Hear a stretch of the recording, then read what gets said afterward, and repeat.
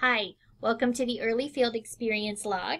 If you are here, it's because you followed the link in the email that we sent you and are interested in watching a short video on how to complete your Early Field Experience Log. We're all going to take a shot at this weekend, and that way we can get our questions answered in the next week. If you've arrived here, that means you have successfully clicked the link, and you'll notice that the file name is Copy of Log for Students. This is the master file that everybody gets to see when they click on the link. And so the first thing you're going to want to do is make a copy of this for yourself. So that way when you edit it, you're not sharing your information with other people or adding it to the master copy of the log. You want to make your own. So you're going to go up to the File menu, and you're going to choose Make a Copy. And then you're going to make a file name with your last name in the beginning and the semester, which would be Fall 15, and we'll call it the Early Field Experience Log. Then we click OK, and now you've made an individual copy that's just yours, and it only belongs to you right now, and you'll notice that the file name now has your name in it. Once you've completed this step, you're ready to go ahead and enter some data. It's very simple to do. You'll notice that the weeks have already been established. We've even plugged in the dates for the first few weeks to get you started. You're going to first put in the total number of hours you were at school.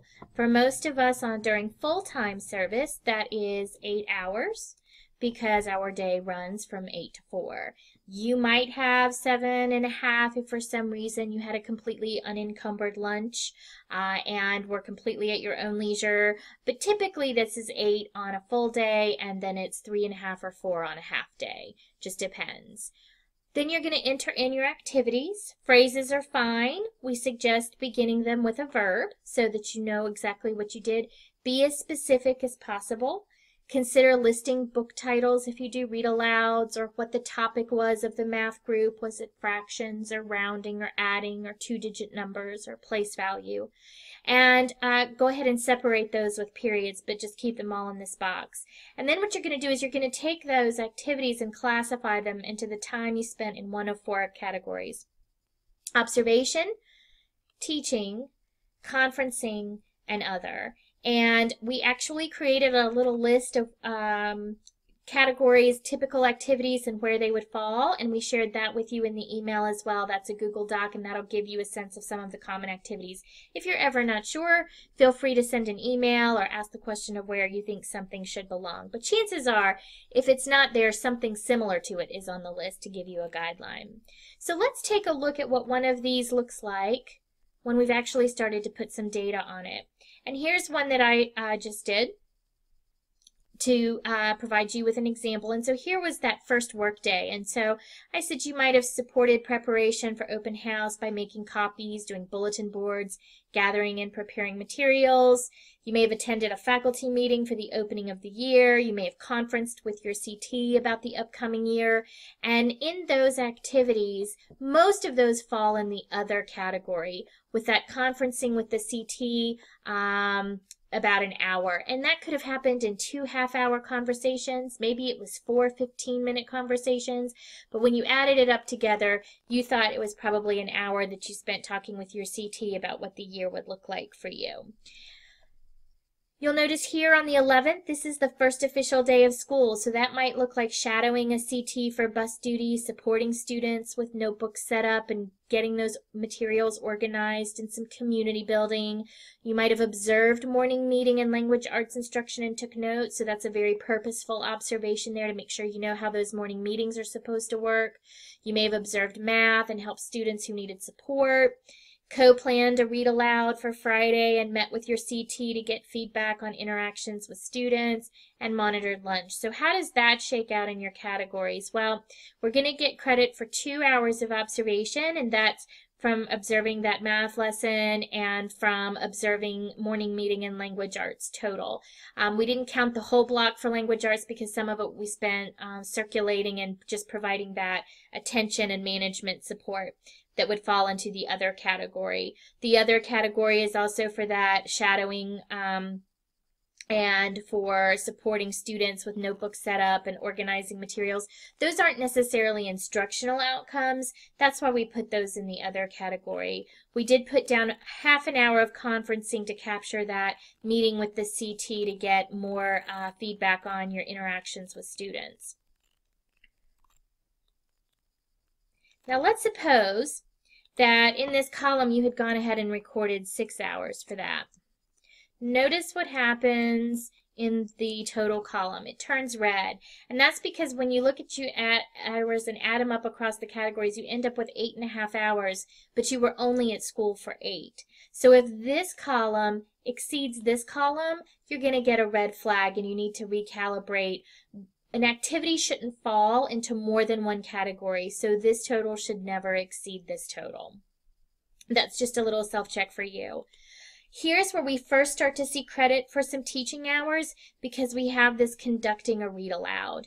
And that read aloud was co-planned back here in that first day of school. So that's the critical component to think about when you're classifying an activity as teaching. Was there an instructional outcome? Did you plan something? Did your CT plan something and share that plan with you? So were you working with a small group in math to get to a certain place? Were you providing some social skills instruction with a student on the way to a special or on the way to the cafeteria? Were you actually meeting an instructional goal? That's what we're going to call a teaching activity. So that's what makes that a little different than if you were tutoring a student, for example, that has an instructional goal. You're trying to reach a specific academic outcome. When we're just walking around and providing that management support and helping students stay on task, we're not actually providing instruction. We're more just supporting the instructional process at that point, and that's when that would become an other.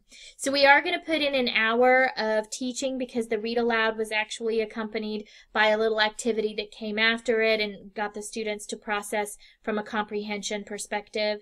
We had 1.5 hours of observation, and that's because we observed the CT during social studies and science over here. We also have an hour of conferencing because we studied,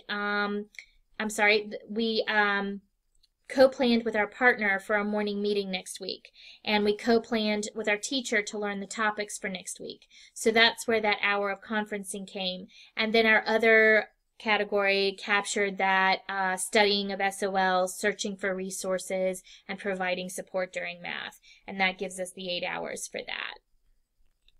So I'm going to come in here, I'm going to fix this back to my 5.5, get my totals back in line. And then one thing just to note that's happening on this summary log sheet, you don't have to input anything here. It's automatically pulling your totals from the activity log. And you'll notice in those first 3 days of data that I put in, here's where my totals stand. That's just going to make it easier when you're going to complete a log summary sheet at the end of the semester. These totals will be nice and calculated out for you, and you won't have to spend a lot of time adding and subtracting. One thing to note is that in the first few weeks, we expect to see loads of hours in observation, and we expect to see loads of hours in the other category. That's just a big part of the early field experience. The teaching hours will slowly begin to increase over the course of the semester. They're never really going to get high in the early field experience. This is a number that goes up a lot more in the student teaching semester. But you will start to accumulate teaching hours as you become integrated into small group instruction, start doing read alouds and things like that. But don't be alarmed if you're starting to see yourself with large numbers in the other category and the observation category. Those are actually 2 big goals of the early field experience, because this is capturing a lot of those preparation and planning tasks that teachers do, and this is really capturing all of the good work that you're doing learning from your CT and the other professionals in the building.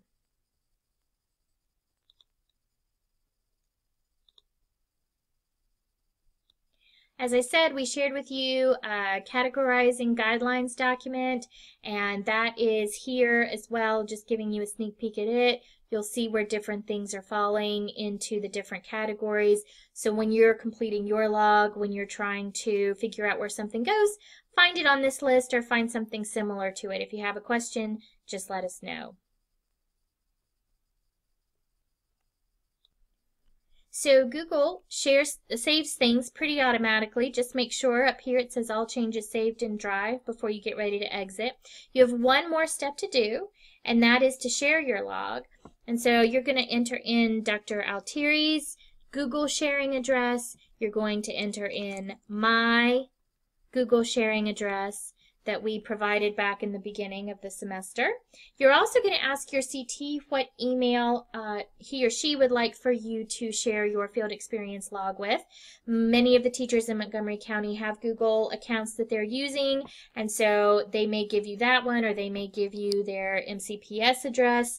Just ask them what email they would like for you to use for sharing your log with them. So that way they can take a look at it too and help you make sure that you're getting an accurate representation of your activities during the week. They're going to assign summary log sheets for you weekly once we get up and going, and so they'll want to be able to take a look and see what you've listed and recorded on your log. I'm going to go ahead and cancel out of mine, but you would go ahead and hit send when you're ready to share that document with others. And that's it.